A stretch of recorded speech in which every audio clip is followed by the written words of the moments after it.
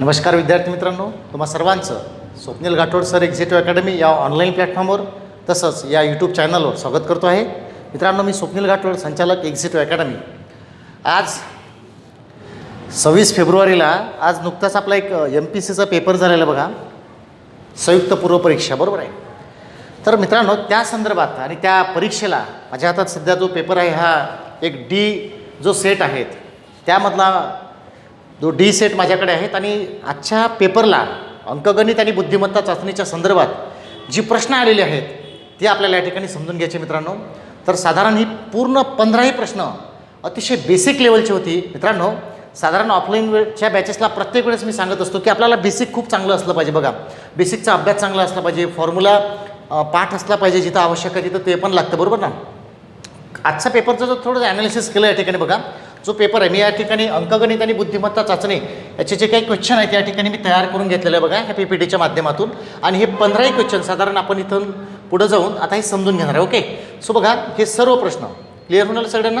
हे सर्व प्रश्न आपण या ठिकाणी समजून घेणार आहेत आणि ह्या 15ही प्रश्नांचं ॲनालिसिस आपण या ठिकाणी पाहणार आहे. मित्रांनो, आयोगाची उत्तरं आता येत्या 1-2 दिवसामध्ये येतीलच. तोपर्यंत शक्यतेच्या बळावर एक पूर्वानुमान आणि अनुभव आणि काही मूलभूत संकल्पना यांच्या आधारावर या ठिकाणी आपण स्पष्टीकरणाला सुरुवात करूया. बऱ्याचदा असं होतं की आपण आपला तर्क लावून एखादं उत्तरचे गृहीत धरतो, त्या ठिकाणी बऱ्याचदा संभ्रमाचं वातावरण म्हणजे संभ्रम असतो. अशा प्रश्नामध्ये आयोगाचं उत्तर काय येतं याचीसुद्धा वाट पाहणं गरजेचे असते.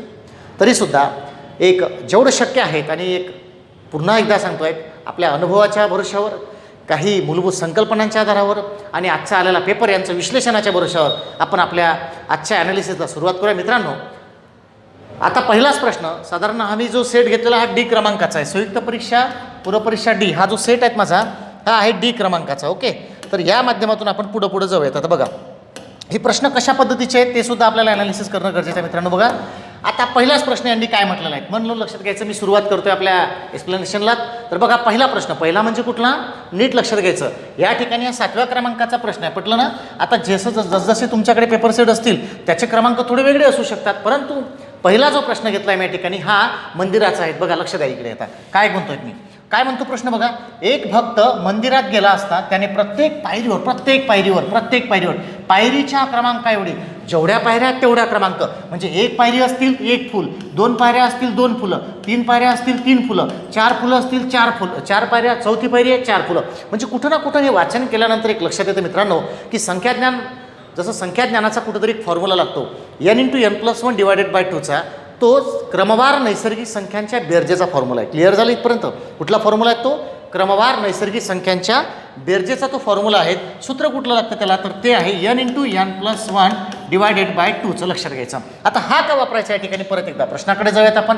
काय म्हणतो तो, जेवढ्या पायरीचा क्रमांक असेल तेवढी त्याचे फुलं ठेवलेले आहेत. हे हा स्टेटमेंटचा भाग झाला. बघा, दुसरं काय म्हणतो बघा, देवाला 9 फुले वाहिलेली आहेत. बघा, इथे 9 फुले वाहिलेली आहेत, म्हणजे देवाला दिलेली फुले, देवाला वाहलेली फुले ती किती आहे मित्रांनो या ठिकाणी, ती आहे 9. आणि दुसरा भाग आहे 17 फुले शिल्लक आहेत. आणि शिल्लक किती आहे त्याची, शिल्लक फुले आहे त्याच्याकडे 17. आणि सिंपल भाग असा आहेत, आपल्याला त्यानं विचारलेलं आहे 24 पायऱ्या असतील तर त्या भक्ताजवळ एकूण किती फुले आहेत. मित्रांनो, आता 24 पायऱ्या आहेत. या 24 पायऱ्यांना लागलेली फुले ही जर आपल्याला काढायची असतील तर पुन्हा एकदा वाक्य लक्षात घ्यायचं आहे, जेवढा क्रमांक तेवढी फुले. याचा अर्थ फॉर्म्युला आहे n×n+1 / 2. याचा अर्थ n म्हणजे काय, तर 24 गुणेला 25 भागेला 2, म्हणजे या ठिकाणी उत्तर येतं तुमचं 300. मित्रांनो, 300 फुले या ठिकाणी लागलेले आहे आणि ऑलरेडी 9 फुलं आणि हे फुलं अशी मिळून 26 फुलं झालेले आहेत. म्हणजे तुमचं टोटल आन्सर यायला पाहिजे मित्रांनो या ठिकाणी 326, जे की आपल्याला या ठिकाणी किती नंबरला दिलेलं आहे, आपल्याला दिलेलं आहे की उत्तर D नंबरला. मित्रांनो, अशा पद्धतीने हे प्रश्न सोडवायचे. परत एकदा लक्षात घ्यायचं, हा पहिला प्रश्न आहे आपल्या MPSCने विचारलेला, हा पहिला प्रश्न आहे अंकगणिताचा. साधारण याच्यामध्ये बेसिक जर चांगलं असेल तुमचं तर आपल्याला पटकन क्लिक झालं पाहिजे कुठल्या प्रश्नाला नेमकी काय संकल्पना वापरायला पाहिजे, बरोबर आहे. तर आपण पुढच्या प्रश्नाकडे जाऊयात. बघा, प्रश्न कठीण नव्हतेच आजचे खरे म्हटल्यानंतर, ठीक आहेत ना. हा रिझनिंगमधला दिशाज्ञान चाचणी या संदर्भातला प्रश्न विचारलेला आहे. या ठिकाणी त्याने फक्त दिशा विचारलेल्या, म्हणून लक्षात घ्या. आपण प्रश्नाचं डिस्कशन करू. पहिल्यांदा काय म्हणतोय तो, श्रीकांत मैदानात उत्तरेकडे तोंड करून उभा आहे. ओके, आता श्रीकांत जो आहे इथे समजा उत्तरेकडे, तो उत्तर दिशा ही जर आपण कन्सिडर केली आणि अर्थात ती असणारच आहेत, इकडे तोंड करून उभा आहे तो, लक्षात घ्यायचं, जस्ट असा उभा आहे ओके. आणि तो परत काय म्हणतो बघा, तो उजवीकडे वळतो. साहजिकच उजवीकडे वळणार म्हणजे या साईडला वळणार, म्हणजे तो पूर्व दिशेला वळणार. लक्षात आलं, हे पूर्व आणि हे असणार या ठिकाणी पश्चिम, लक्षात घ्यायचं. आणि अर्थात ही उत्तर आणि खालची कुठली असणार मित्रांनो, तर दक्षिण. अशा ह्या 4 दिशा आहेत, बरोबर आहे. आता त्याच्या म्हणण्यानुसार काय म्हणतोय तो बघा, तो उजवीकडे वळतो आणि 30 किलोमीटर जातो, म्हणजे या साईडला वळला आणि तो 30 किलोमीटर इथं आलेला आहे, बरोबर ना. 30 किलोमीटर जस्ट एक आपल्याला ऑरेंज करायचं आहे, डायग्राम काढायचे आहे, याला भूमिती रचना असं म्हटलं जातं. आणि परत काय म्हणतो बघा, प्रवास करतो झाला, नंतर तो डावीकडे वळतो आणि 20 जातो. आता साहजिकच आहे, इकडे जेव्हा तो जातो आहे त्याची डावी बाजू ही वरची असणार, म्हणजे इकडे वरती जातो तो डावीकडे. आणि किती किलोमीटर, 20 किलोमीटर. मित्रांनो, इथे पूर्ण प्रश्न जेव्हा वाचतो तेव्हा त्या प्रश्नामध्ये फक्त ना फक्त त्याने फक्त दिशा विचारलेल्या आहेत. त्यामुळं या ठिकाणी डायग्राम काढताना मी ती प्रोपोर्शनचा विचार नाही करत. मीन्स कसा, जसं ही 30 घेतलं, हे 20 घेतलं, या ठिकाणी बंधन नाही. जर आपल्याला मेजरमेंट विचारलं असतं या ठिकाणी किती किलोमीटर आहेत, तर आकृती थोडी प्रोपोर्शनमध्ये आली पाहिजे, म्हणजे आपल्याला जजमेंट चांगलं आहे. ओके, सध्या आपल्याला एक कच्ची आकृती काढायची आहेत, वरती गेलेल्या आहेत. का बरं, कारण तो डावीकडे गेलेला आहे 20 किलोमीटर. पुन्हा तो उजवीकडे वळतो आणि 40 जातो. आता साहजिकच आहे, वर जाणार आणि तिकडे उजवी बाजू असणार, म्हणजे इकडे गेला तो त्याची 40 झाली. आता शेवटला स्टेटमेंट दिलं बघा, पुन्हा तो उजवीकडे वळतो आणि 35 किलोमीटर येणार. आता इकडे जात असताना त्याची उजवी बाजू कशी होईल, खालची, म्हणजे खाली येणार तो इकडे. आणि हे किती आलेलं आहे, तो 35. अर्थातच आपण आत्ताच पाहिलं, इथे उभा होता, इथनं इकडे गेला, पूर्वेकडे गेला, परत वर गेला, उत्तरेकडे गेला, इकडे गेला म्हणजे परत पूर्वेकडे गेला, आणि खाली येतो. याचा अर्थ मित्रांनो, तो कुठल्या दिशेला येत आहे, तर तो दक्षिण दिशेला येत आहे. मित्रांनो, या प्रश्नाचं उत्तर आहे तुमचं चौथं, जे की आपल्याला 8 नंबरचं, म्हणजे साधारण या सेटनुसार 8 नंबरचा हा प्रश्न होता. या ठिकाणी पुढचा प्रश्न आपण घेतोय बघा. चला, पुढचा प्रश्न काय म्हणतोय.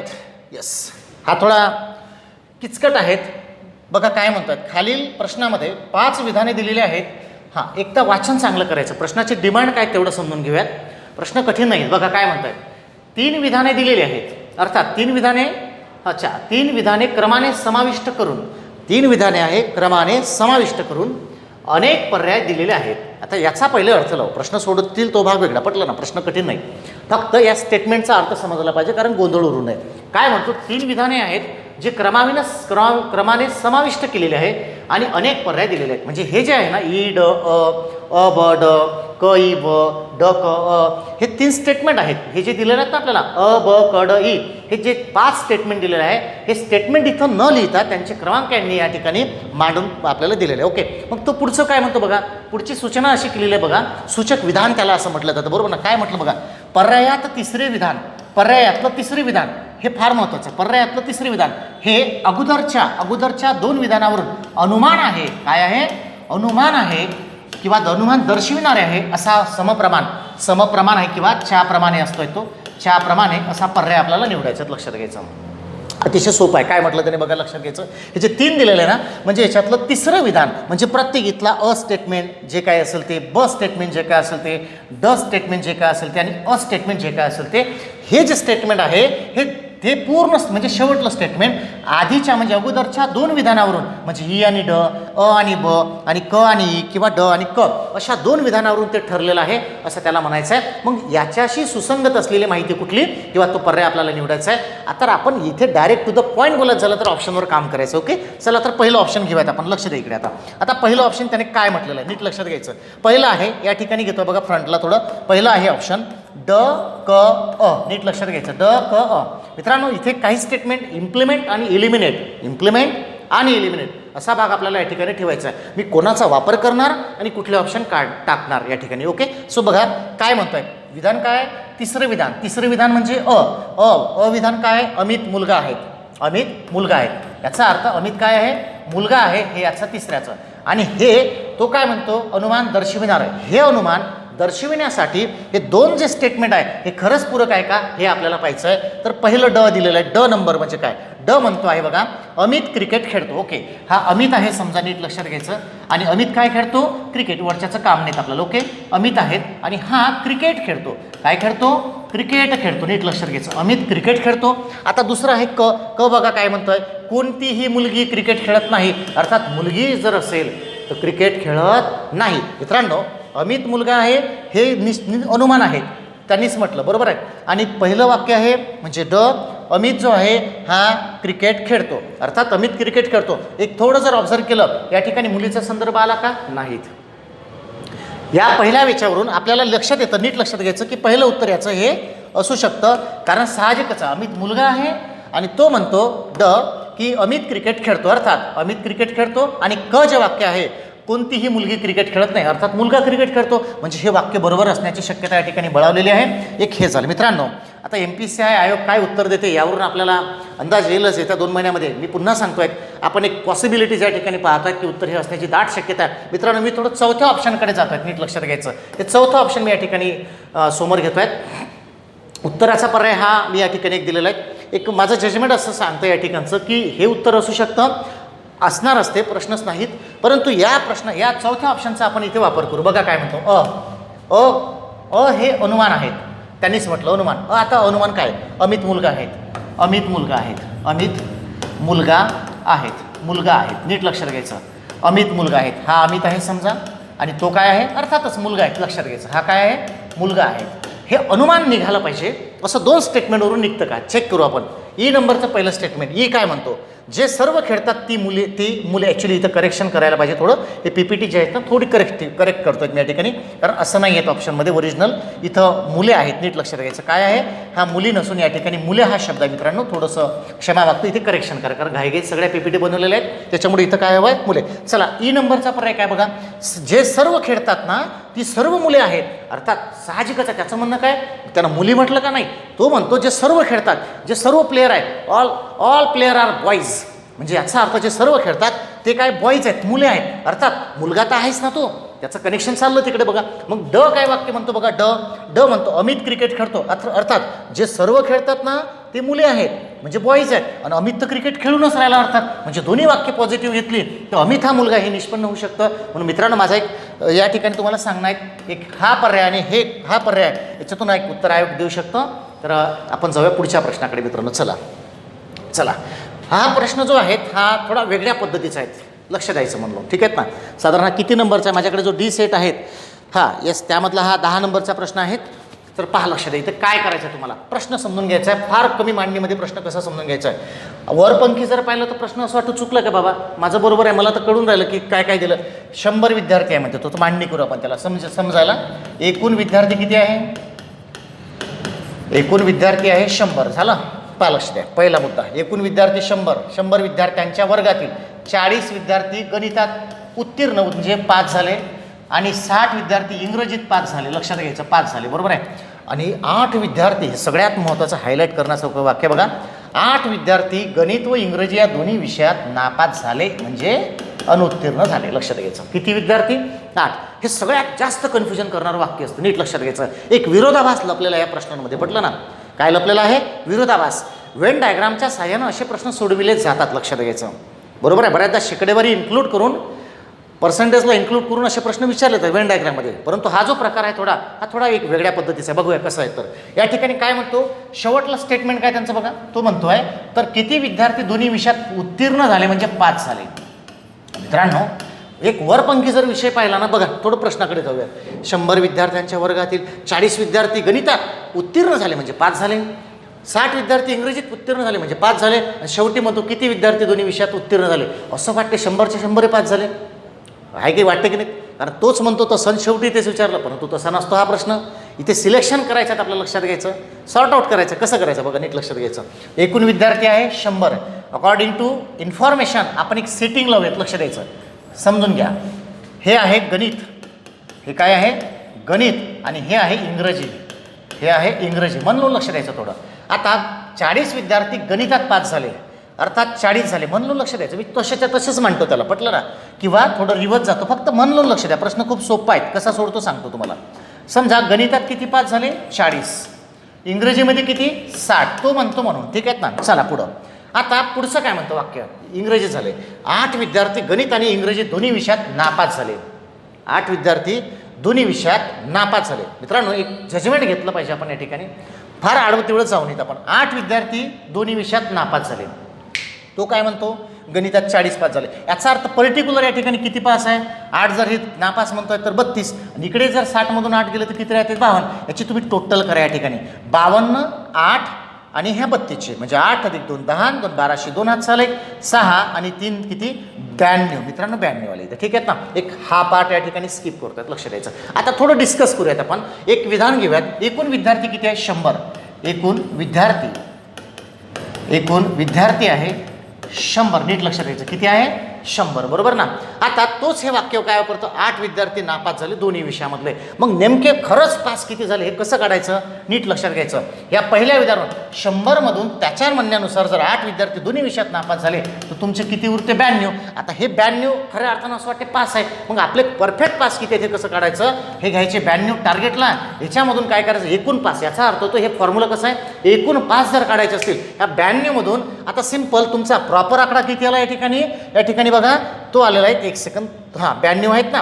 हा आलेला आहे 32चा म्हणजे 32 खऱ्या अर्थानं हे आणि प्लस घ्यायचे इंग्रजीचे 52 म्हणजे याची करायची टोटल म्हणजे 92 मायनस 2 आणि 2 4 5 आणि 3 8 84 म्हणजे 92 म्हणजे 12तून 4 गेले 8 राहिले म्हणजे तुमचं उत्तर मित्रांनो या ठिकाणी येतं 8. अशा पद्धतीने याला घ्यायचं तुम्ही 8 या ठिकाणी. तर तिसऱ्या नंबरचं उत्तर या ठिकाणी असणार. हा होता आपला 10 नंबरचा प्रश्न डी सेटमधला. ओके चला तर पुढे जाऊयात आपण. पुढचा प्रश्न काय म्हणतो चला. एका प्रतलात 8 बिंदू आहेत. संख्याज्ञानाच्या मी नेहमी लेक्चरमध्ये सांगतो ऑफलाईनला की बाबांनो संख्याज्ञान बिंख्याज्ञान हे जे म्हणतं ना सोपं आहे करून दुर्लक्ष करतो. कधीतरी असं येऊन जातो ना की त्याचंच काम आपल्याला पडतं आणि तसंच झालेलं आहे नेमकं. बघा काय म्हणतो एका प्रतलच आहेत ना हे रचना करतो म्हणजे प्रतल आहे. 8 बिंदू आहेत त्यातील कोणतेही 3 बिंदू एक रेषीय नाहीत. एक रेषीय नाही याचा अर्थ पहिल्यांदा बेसिक माहिती घेऊ थोडी लक्षात घ्यायचं. बेसिक माहिती काय सांगते आपली समजा 1 2 3 नीट लक्षात घ्यायचं. थोडं मोठे घेतो आहेत पटलं ना. समजा एक सेकंद थोडं कलर चेंज करून हां बघा एक लक्षात घ्यायचं या ठिकाणी. 1 सेकंद मागं गेलं का हां बघा एक परत अजून डार्क नाही झाला. 1 सेकंद थोडं चेंज करतो मी पेन या ठिकाणी चालेल. हा घेऊयात आपण चला लक्षात इकडे 1 2 3 हे 3 बिंदू आहे. नॉन कॉलिनियर पॉईंट आणि कॉलिनियर पॉईंट पटलं ना म्हणजे एक रेषीय बिंदू आणि नैक रेषीय बिंदू. एक लक्षात घेतलं पाहिजे कोणतेही 2 बिंदू एका रेषेतून जोडणारच मित्रांनो. कोणत्याही 2 बिंदूतून एक रेषा जाणारच ते. त्याला काही बंधन नाही त्याला काही नियम बियमाची गरज नाही. वाय अरे जाणारच ना 2 पॉईंट आहेत ना ते जोडलाच जाणार बरोबर आहे. मात्र एक रेषीय कशाला म्हणतात हे काय म्हणतो 3 नैक रेषीय बिंदूंना. 3 बिंदू एक रेषीय नाही. अर्थात जेव्हा 3 बिंदूंमधून एक रेषा जाते तेव्हा ती एक रेषीय बिंदू झाले. लक्षात घ्या एक रेषीय काय झाले बिंदू झाले लक्षात घ्यायचं. तो काय म्हणतो एकाच वेळी 2 बिंदूंना जोडणाऱ्या रेषा काढल्या तर अशा किती रेषा काढायच्या आहेत हे म्हणतोय. चला प्रश्नाकडे येऊयात आपण. सगळं गायब करून टाकू इच्छा आणि आपल्या कामाचं ठेवूया. चला पहा काय म्हणतो प्रश्न. चला काही काम नाही ठीक आहे. चला मुद्द्याचं बोलूयात आपण. या ठिकाणी हस्तांदोलनाचा प्रश्नाची संकल्पना लागतो मित्रांनो. तुम्हाला माहीत असेल एक रोटेशन तयार होतं हस्तांदोलनाचं. प्रत्येक जण प्रत्येक व्यक्तीला एकदा भेटतो माहीत आहे तुम्हाला. एक रोटेशन तयार होतो. तो फॉर्म्युला आहे n × n - 1 / 2 वाला लक्षात घ्यायचा. क्लिअर झालं. परत लक्षात घ्या कुठला n × n - 1 / 2 चा नापला n आहे या ठिकाणी किती तर 8 बिंदू. लक्षात घ्यायचं किती बिंदू आहे 8 बिंदू. सरळ 8 × 7 करा भागेला 2 करा. याची व्हॅल्यू येते मित्रांनो 28. हे तुम्हाला उत्तर घ्यायचं आहे. एक हा पॉसिबिलिटीज आहेत. एक थोडं जर आपण इथे थोडा वेगळा विचार केला समजा 8c/2 ह्या फॅक्टोरियलनुसार जर विचार केला नीट लक्षात घ्यायचं. मी काय बोललो आहे सुरुवातीलाच 28 याचं उत्तर असायला हवं या ठिकाणी. परंतु एक फॉर्म्युला जो आहे फॅक्टोरियल मेथडचा तो जर विचारात घेतला ना हा एक थोडासा संभ्रमात टाकणारं वाक्य आहे. नीट लक्षात घ्यायचं कुठलं की तो म्हणतो 3 बिंदू एकरेषीय नाही. मित्रांनो 3 बिंदू एकरेषीय नाही म्हणजे 2 बिंदू एकरेषीय आहे आणि ते रेषाखंड किती बनते तर 28 परफेक्ट आहे त्याचं. कदाचित या प्रश्नानं आयोगानं जर उत्तर दिलं तर ते 25 देऊ शकतं पण जास्त शक्यता 28च्या लोड घ्यायचं कारण आहे. ठीक आहे उत्तरपत्रिका येईलच तुमचं. फक्त काय बोललो मी क्लिअर झालं ना एक वाक्य. आणि ते फॅक्टोरियल मेथडमध्ये जो फॉर्म्युला असतो आपला लक्षात आलं नाही 8 किती आहेत यानुसार तर त्याचा जर थोडा विचार केला तर असं वाटतं बाबा हे उत्तर असू शकतं. परंतु प्रश्न अगदी सिंपल आहे त्याच्यामुळं माझा कल या ठिकाणी 28 कडे जास्त आहेत. ओके चला पुढं जाऊयात आपण. हा थोडा किचकट प्रश्न आहे म्हणलं लक्षात घ्या. थोडं याला मी थोडं वेगळ्या पद्धतीनं सोडून दाखवतो. नीट लक्षात घ्यायचं. याला वेळ पण देतो मी चांगला वेळ पण देतो मित्रांनो चांगला वेळ देतो. ठीक आहेत ना पहा लक्षात इकडे. कारण मला माहिती आहे हा व्हिडिओ पाहणारे की सगळे पेपर देणारेच आहेत का. ज्यांनी आज पेपर दिला नसेल ते पण हा व्हिडिओ पाहून राहिला असेल. अकॅडमीचे लोक पाहतील बाहेरचे पण पाहतील पण त्यांना हे कळलं पाहिजे की बेसिक किती महत्त्वाचं. मी याला फॉर्म्युला नाही वापरत लक्षात आलं ना. मी कुठलाच फॉर्म्युला वापरत नाहीत लक्षात घ्यायचं. याच्यामध्ये घड्याळ हे रिझनिंगमधलं प्रकरण आहेत ज्यामध्ये नाही काही तर 10 ते 12 प्रकारचे प्रश्न तयार होतात. लक्षात घ्यायचं किती प्रकारचे 10 ते 12 प्रकारचे प्रश्न तयार होतात लक्षात घ्या. मग हा एक त्याच्यातला पुढे घड्याळाचे घड्याळाच्या तास काट्याचे पुढे आणि मागे जाणे असा तो प्रश्न आहे, लक्षात घ्यायचा. किंवा घड्याळ मागे आणि पुढे राहणे असा त्याचा प्रश्न आहे. तर सोडून घेऊ, नीट लक्षात घ्या काय म्हणतो तो. हा प्रश्न असा आहे मित्रांनो, फक्त समजून व्यवस्थित घेऊ पहिले आणि नंतर मांडणी करू. बघा, नीरजचे घड्याळ, दोन व्यक्ती दिले. नीरजचे घड्याळ एका दिवसात 5.5 मिनिटं पुढं जाते. दिवसात 5.5 मिनिटं पुढं जाते एका दिवसात, लक्ष द्या बरं चांगलं. आणि पियुष जो दुसरा, त्याचं घड्याळ दर तासाला 35 सेकंद मागे राहते. काय राहते? मागे. आणि हा पुढे जाते. दोन्ही घड्याळ सकाळी 8 वाजता लावले, सकाळी 8 वाजता लावले तर रात्री 12 वाजेपर्यंत लावले, लक्षात घ्यायचं. आणि हा मित्रांनो कालावधी होतो, एकूण कालावधी. हा एकूण कालावधी होतो मित्रांनो 16 तासाचा. किती तास होते? नाही तर पुढं विचारणार असतो 16 कुठून आणले. सकाळी 8ला घड्याळ लावली, रात्री 8, 12 तास झाले, पुढचे अजून 4 तास म्हणजे असे झाले 16 तास. बरोबर आहे ना? तर बघा काय झालं इथे. आता पुढं ना आपण मी थोडं वेगळ्या पद्धतीने सेट करून देतो. बघा नीट लक्षात घ्यायचं. एकीकडे मी नीरज याच्या घड्याळीचा विचार करतो आणि दुसरीकडे मी पियुष याच्या घड्याळीचा विचार करतो. फक्त मन लावून लक्षात घ्यायचं. डाटा तुमच्याकडे आहेत, बरोबर आहे. फक्त लक्षात घ्यायचं. एक दशमान परिमाणे नावाची संकल्पना आहेत, लक्षात घ्या, जे की प्रकरणसुद्धा आहेत. जेव्हा तुम्ही 2 किंवा कॅल्क्युलेशन करत असताना कॅल्क्युलेशन सोपं व्हावं त्यासाठी लहान एककामध्ये युनिटमध्ये तुम्ही जर आकडे, परिमाणे किंवा जे युनिट आहे ते चेंज केले तर तुम्हाला उदाहरण सोपं जातं. मीन्स कसं 5.5 मिनिटं दिवसाला आहेत, बरोबर ना? हे बघा दिवसाला 12.5 तास म्हणजे याचा अर्थ या ठिकाणी 24 तासात किती? 5.5 मिनिटं, लक्षात घ्यायचं. याचा अर्थ नीट लक्षात, नीरजचं घड्याळ 24 तासात, नीट लक्षात घ्यायचं, 24 तासात किती मिनिटं? 5.5 मिनिटं पुढे. आणि ते आपलं कॅल्क्युलेशन कितीचं आहे मित्रांनो? 16 तासाचं. म्हणून एकमान पद्धत म्हटलं मी. मग काय करायचं लक्षात घ्यायचं. 5.5 मिनिटं पुढे म्हटलं की नाही त्याने, तर मी इथे पुसतो आणि कसं लिहितो बघा.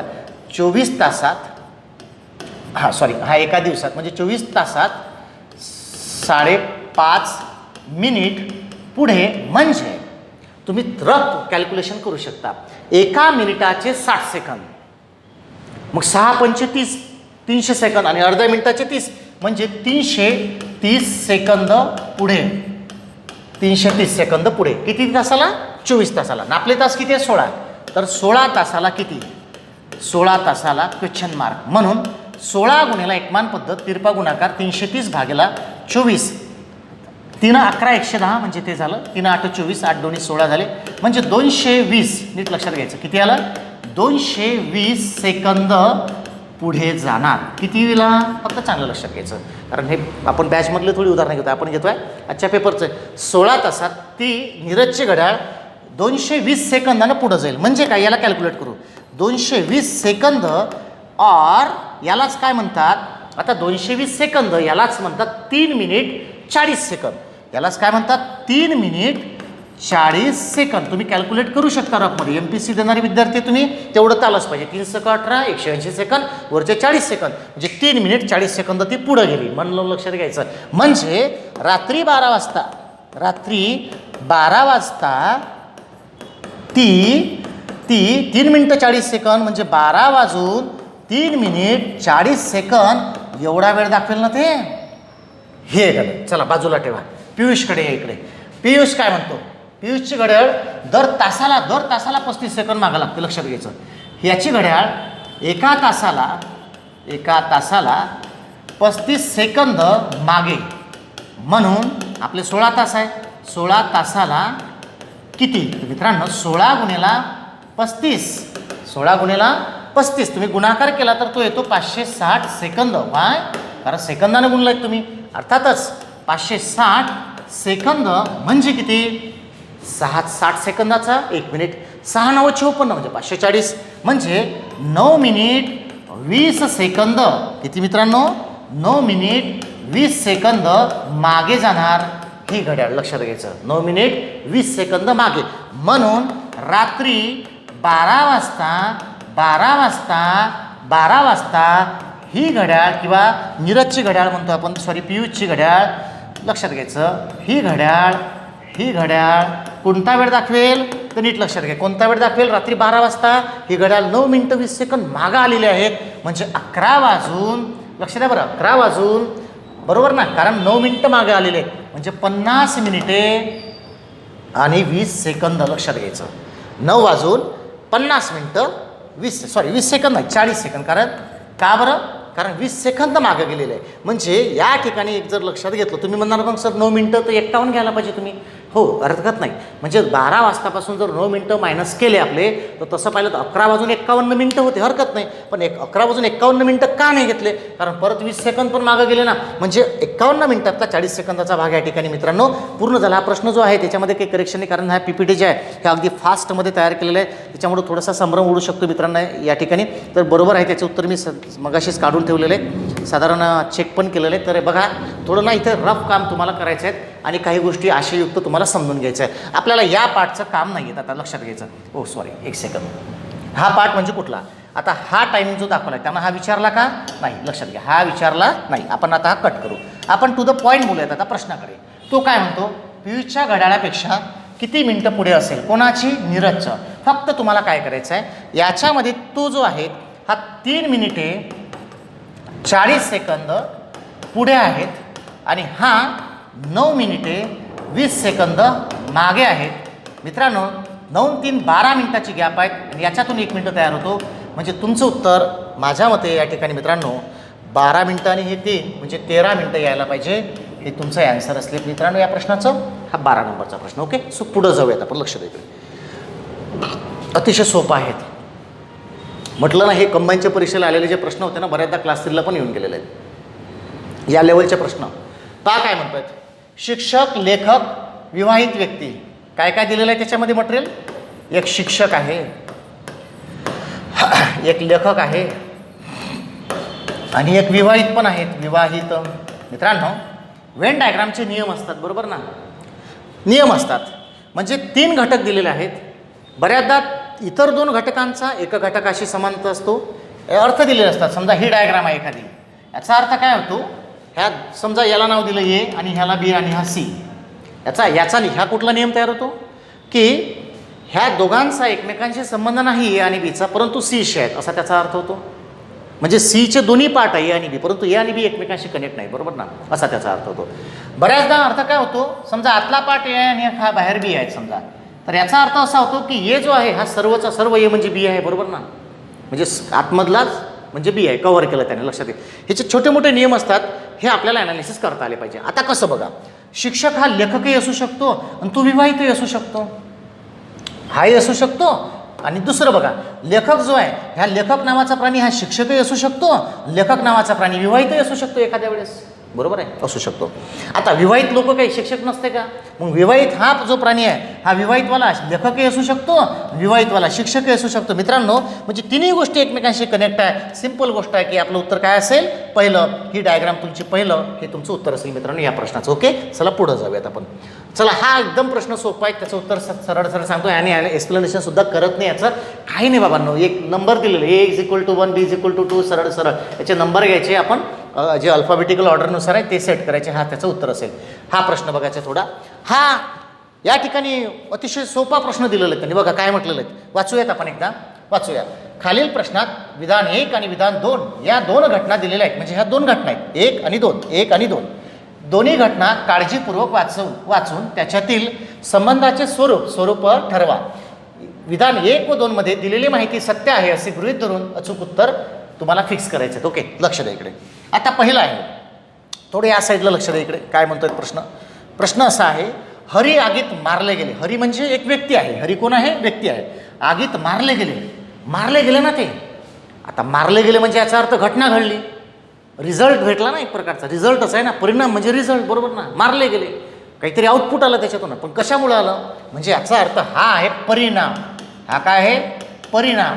आणि कोणाचा आहे? तर दुसरं स्टेटमेंट आहे, कंपनीमध्ये आग लागली. कंपनीमध्ये आग लागली. मित्रांनो हे कारण नाही ठरलं का मरण्याचं? आता तो हरी आगीत मारले गेले म्हणून आग लागली का? नाही, साधा कॉमन सेन्स आहे. हरी का मारले, का आगीत मारले गेले? कारण आग लागली होती कंपनीत. याचा अर्थ पहिलं स्टेटमेंट काय म्हणतो, पहिलं विधान 1 हा परिणाम आहे परिणाम, आणि 2 हे त्याचे प्रमुख कारण आहे, अर्थात ते कारण आहे. म्हणजे मित्रांनो या ठिकाणी उत्तर काय असेल तुमचं? हे पहिल्या नंबरचं, नीट लक्षात घ्यायचं. हे तुमचं काय असेल ॲन्सर. तर अशा पद्धतीने हा प्रश्न सुटतो. आपण पुढच्या प्रश्नाकडे जाऊयात. चला, खालील अतिशय सोपं आहेत बघा, नीट लक्षात घ्यायचं आणि फास्ट पण घेऊयात त्याला. ही 7 घन आहेत.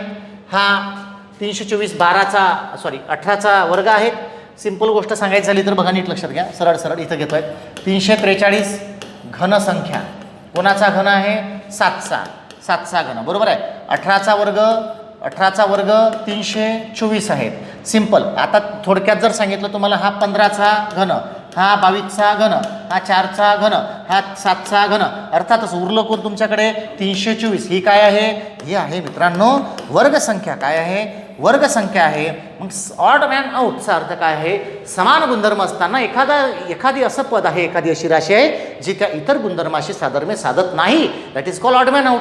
म्हणजे याचा अर्थ हे 324 जे आहे हे काय या ठिकाणी विसंगत घटक आहे, म्हणून त्याला टोटली वेगळं काढलेलं आहे. त्याचं उत्तर यायला पाहिजे तुमचं सी, तिसऱ्या नंबरचं 324. चला पुढच्या प्रश्नाकडे जाऊयात. हा आहे सरासरीचा प्रश्न, लक्षात घ्या. म्हणजे सरासरीमधलाच आहेत, कारण सरासरी वेग काढायचा आहे. मी नेहमी बॅचमध्ये सांगतो आणि नेहमी आग्रही असतो की बाबांनो फॉर्म्युले पाठ तर करा गरजेनुसार, परंतु जेवढं बेसिक समजून घेता येईल ना, जेवढ्या कॉन्सेप्ट क्लिअर असतील ना, तुम्हाला फॉर्म्युल्याशिवायही उदाहरण सोडविता येतं. आता मी फॉर्म्युला वापरतच नाही याच्यामध्ये. ॲक्च्युली सरासरीमध्ये तुम्हाला फॉर्म्युले शिकवले होते. कुठले? समान अंतर असताना सरासरीच्या वेगाचे फॉर्म्युले आहेत. अंतर जर समान असेल तर 2xy/x+y हा फॉर्म्युला दिला. वेळ जर समान असेल तर x+y/2 हा फॉर्म्युला दिला होता, बरोबर आहे. इथं तसं नाही ना. 3 राशी दिलेल्या आहेत, 3 परिस्थिती दिल्या. नका लागून ना त्याच्या मागं, डायरेक्ट बेसिक वापरा. कुठलं वापरा? काय असतो बघा, वेळ सरासरी वेग सरासरी वेग बरोबर काय? तर अंतर भागेला वेळ हा फॉर्म्युला वापरायचा आहे. तेच करतो मी, लक्ष द्या इकडे. फक्त प्रश्न पहिले समजून घ्या. नीरजने एकूण 60 किलोमीटर अंतर टप्पे पाडूया. एकूण अंतर किती आहे? 60. महत्त्वाचं आहे बरं, चांगलं लक्षात घ्यायचं. बघा लक्ष द्या इकडे. एकूण अंतर आहे 60 किलोमीटर. झालं. आता त्याचं वाचन करूयात. त्याच्यातला पहिला टप्पा आहे 20 किलोमीटरचा, तो ताशी 10 गेला, पार पाडला. दुसरा पुढील 20 किलोमीटरचा टप्पा आहे, तो ताशी 12 किलोमीटरनं गेला. तिसरा राहिलेला 20 किलोमीटरचा टप्पा 15 गेला. आणि सरासरी 60 किलोमीटर म्हणजे पूर्ण जे 60 किलोमीटर अंतर आहे हे त्यानं सरासरी कोणत्या वेगानं पार केलं असं त्यानं विचारलेलं आहे. बघा प्रश्न कसा सुटतो बघा. आपण पहिला सेट घेऊ. प्रथम थोडंसं मांडून घेतो. प्रथम 60 किलोमीटर म्हणून लक्षात घ्यायचं. थोडं अजून परत मांडतो. बघा इथं घेतो आहे मी थोडं समजण्यासाठी अंतर, इथं घेतो आहे वेग आणि इथं घेतो लागलेला वेळ. पहिलं अंतर आहे त्याचं 20 किलोमीटर, ताशी वेग आहे इथे 10 किलोमीटर पर हॉरचा. म्हणजे याचा अर्थ इथं लागले त्याला 2 तास. साहजिकच आहेत ना. पहिलं 10चा वेग आहे, 20 किलोमीटर अंतर आहे, 2 तास नाही लागेल तर किती लागेल? झालं. आता दुसरंही 20 किलोमीटर अंतर आहे आणि दुसरा स्पीड दिलेला आहे त्याचा बघा 20 किलोमीटर 12 किलोमीटरच्या अंतरानं 12 किलोमीटर पर आवर. मित्रांनो कॅल्क्युलेशन जर केलं नाही उत्तर तर ते येतं 2 तास 40 मिनिट. 2 तास 40 मिनिट तुम्ही काढू शकता त्याला रफमध्ये, बरोबर आहे. तिसरं जे 20 किलोमीटर अंतर दिलेलं आहे त्याचं हे त्याने 15 किलोमीटरच्या वेगानं म्हणजे 15 किलोमीटर पर आवर या वेगाने काढलेलं आहे. आता याला लागतात 80 मिनिट म्हणजे 1 तास या ठिकाणी 20 मिनिट असं त्याचं उत्तर येतं. लक्षात घ्यायचं. मित्रांनो टोटल अंतर किती झालं तुमचं? 60 किलोमीटर. आणि टोटल वेळ किती लागला? 2 आणि 2 4 आणि समजा 5, बरोबर ना. थोडं करेक्शन करतो. हां एक सेकंड थोडं मागे जातं, क्षमा मागतो. इथं घाईतनं काय झालं माझं 2 ॲक्च्युली इथं 12च्या स्पीडनं 100 मिनटं लागतात. 100 मिनटं लागतात. 100 मिनटाचे 1 तास 40 मिनटं होतात. इथं 80 मिनटं लागतात. 80 मिनटाचे होतात 1 तास 20 मिनटं. मग 2 अधिक 2 4 तास आणि याचा 1 तास म्हणजे असे झाले या ठिकाणी 5 तास. मित्रांनो अर्थातच सरासरी काय पाहिजे आपल्याला? वेग पाहिजे. मित्रांनो सरासरी वेग आपल्याला पटकन काढता येईल. सरासरी वेग बरोबर काय? एकूण अंतर किती झालं? 60 किलोमीटर. एकूण वेळ किती लागला? 5 म्हणजे 12 किलोमीटर पर आवर हे तुमचं सरासरी वेग असेल, जे की पहिल्या नंबरला दिलेलं आहे. फक्त शांततेने लक्षात की मी थोडं या ठिकाणी मगाशी काढला. आता एक काही पोरांना हे गडबडीचं वाटेल की बाबा हे आलं कुठून सर, हे कॅल्क्युलेशन कुठून आलं, थोडंसं समजून सांगतो. लक्षात इकडे कसं काढलं. सिम्पल लॉजिक हे बेसिक आहे. फॉर्म्युला नसतील ना तरी तुमच्या डोक्यात बसणार असं सोपं आहे ते. 12 किलोमीटरचा स्पीड आहे त्याचा म्हणजे 1 तास 60 मिनिटाला 12 किलोमीटर. अंतर 20च आहे. 20ला किती? 20 गुणिले 12 भागेला 60, बरोबर आहे. 12 पंच या ठिकाणी त्यानं काय म्हटलं एकदा पाचवत्या मला. हे 20 किलोमीटर अंतर आहे, 12चा स्पीड आहे आणि हे काढलेलं आहे. अच्छा 12 किलोमीटर पर हवर, बरोबर ना. 12 किलोमीटर पर हवर म्हणजे याचा अर्थ 60 मिनटं. म्हणजे 12 किलोमीटरला त्याला लागतात 60 मिनिट. तर हे आहे आपले 20 किलोमीटर. 20ला किती? 20 गुणेला या ठिकाणी 60 भागेला किती 12, 12 पंच किती 60, म्हणजे 20 पंच 100, म्हणजे 100 मिनटं. त्याचं कॅल्क्युलेशन लिहिलं 1 तास 40 मिनिट. हा झाला पहिला पार्ट. ओके, तुम्हाला समजून सांगतो. दुसरं घ्या. दुसरा स्पीड आहे 15चा, 15 किलोमीटर पर आवर, म्हणजे 15 किलोमीटरला लागतात 60 मिनिट. तर 20ला किती, 20 गुणिला 60 भागेला किती 15, 15 चूक 60, 20 चूक 80 मिनिट. ह्या 80 मिनिटाचे झाले 1 तास 20 मिनिट. मित्रांनो, अशा पद्धतीने तुम्हाला इथे सांगितलेलं आहे. परत प्रश्न लक्षात घ्या, मी छोटे मोठे कॅल्क्युलेशन या ठिकाणी करून दिलेले. हा प्रश्न होता आपला 17 नंबरचा, म्हणजे माझ्या सेटनुसार. ओके, चला पुढच्या प्रश्नाकडे जाऊयात आपण. नेहा एक काम 6 दिवसात पूर्ण करते. काळ आणि कामाचा प्रश्न आहे मित्रांनो. सातत्यानं असे प्रश्न येत राहतात. याच्यामध्ये खूपच बेसिक प्रश्न विचारला, खरं सांगतो. म्हणजे MPSCला तर खऱ्या अर्थाने हा प्रश्न देताना कसा टाकला माहीत नाही, पण MPSCला असे प्रश्न विचारणं पण असं वाटतं कधी कधी अपेक्षेपेक्षा वेगळा, म्हणजे खूपच सोपा आला, अपेक्षेपेक्षा सोपा आला. बरोबर आहे, पण सोतो भाग नाही, आपल्याला आलाय सोडवायचं काम आहे. चला काय म्हणतो मी, नेहा जे आहेत ना, नेहाला एक काम करायला लागतात 6 दिवस. लक्षात घ्यायचं, दोन्ही गोष्टी आपल्याला आल्या पाहिजे. नेहाचं काम 1/6 आणि दुसरी कोण आहे, रेखा. रेखाचं काम आहे 1/18. दोघांचं काम करायचं म्हटल्यानंतर मित्रांनो 1/6 प्लस 1/18 यांचा लसावी येतो 18, साइन त्रिक 18 म्हणून 3, 18 1 18 म्हणजे 1, म्हणजे 4/18 आलं या ठिकाणी. बे दोन्ही 4, बे चौक 8 आणि बे 9 18, म्हणजे 2/9. मग मित्रांनो 2/9 कसं काढणार, तर मित्रांनो लक्षात घ्यायचं, जेव्हा 2 मिळून काम करतात तेव्हा काम करण्याची क्षमता, काम करणाऱ्यांची संख्या वाढली असल्यामुळं या ठिकाणी दिवस कमी होऊन जातात, म्हणजे व्यस्त प्रमाण होते. म्हणून या ठिकाणी 9/2 हे त्याचं व्यस्त प्रमाण असेल, म्हणजे याचं उत्तर येतं 4.5, म्हणजे जे की पहिल्या नंबरला दिलेलं आहे. आता दुसरा याच्यामध्ये शॉर्टकट सांगतो, लक्ष द्यायचं. कशी मांडणी करायची. नेहा जे आहेत ती किती वेळात काम करते, 6, आणि दुसरं रेखा ते 18, एक 6 दिवसात काम करते, एक 18 दिवसात. सो असं समजू की दोघांचं काम आहे 18, लसावी काढला. याचा अर्थ 6 एका दिवशी, म्हणजे साइन त्रिक 18 आणि 18 1 18 यांची 4 येतो. ॲडिशन करायचे दोघांच्या एका दिवशीच्या कामातच 4. याचा अर्थ कसा असतो बघा, माहीत नाही, समजा आपल्याला काम माहीत नाही, मग याचं 6 काम आहे आणि ह्याचं 18 काम. उदाहरणार्थ बरं, मग दोघांच्या कामाचं लसावी आलं 18, म्हणजे काम झालं 18. मग 18 काम करण्यासाठी एका दिवसाची कॅपॅसिटी 6 कामाची यायची, मग असं लागतात तिला 3 दिवस लागतात. हिची कॅपॅसिटी 18 काम करण्याची एका दिवसाची आहे, म्हणजे याला 1 दिवस लागतील. असे दोघांनी मिळून जर काम करेल तर एका दिवशी 4 काम झाले त्यांचे. काम किती झालं, पूर्ण 18, 18ला 4 भागलं हे साहजिकच आहे. तुमचं 4 पॉईंट किती येईल उत्तर, 5, जे की पहिल्या नंबरला दिलं आहे मित्रांनो. तर अशा पद्धतीने याचं उत्तर निघतं. चला दुसरा प्रश्न सोडूया. एका रकमेचे 2 वर्षाचे सरळ व्याज आणि चक्र, अतिशय खास प्रश्न विचारला त्यांनी बघा. एका रकमेचे 2 वर्षाचे सरळ व्याज हे सरळ व्याज आहे 1800 आणि चक्रवाढ व्याज अनुक्रमे एवढं. सरळ व्याज हे चक्रवाढ एवढं आहे, तर ती रक्कम दरसाल दर्शका किती दराने दिली. तुम्हाला मित्रांनो दर काढायचा आहे, किती % आहेत. तर बघा कसा सुटतो प्रश्न पटापट. तर लक्ष द्या, इकडे काही महत्त्वाच्या गोष्टी आहेत या ठिकाणी, तर चांगल्या डोक्यात ठेवा. कुठल्या सांगतो, एक IMP पॉईंट आहेत, लक्षात घ्यायचं. हे नोट पहिली काय आहेत तर बघा, पहिल्या वर्षी सरळ व्याज लिहून घ्यायचे. सरळ व्याज आणि ऑल्सो चक्रवाढ व्याज, थोडं ऑब्लिकमध्ये लिहिलं. चक्रवाढ व्याज हे काय राहतं तर समान राहते. काय राहते, समान राहते. लक्षात घ्या. दुसरी नोट लक्षात घ्यायचं. सरळ व्याज हे प्रत्येक वर्षी समान राहते. हे 2 विधानं तुम्ही चांगल्या डोक्यात ठेवायचे. पहिलं विधान काय, पहिल्या वर्षी सरळ व्याज आणि चक्रव्याज समान असतं. आता याला मांडणी करू, लक्षात घ्यायचं. आता या माहितीनुसार लक्षात घ्यायचं. सरळ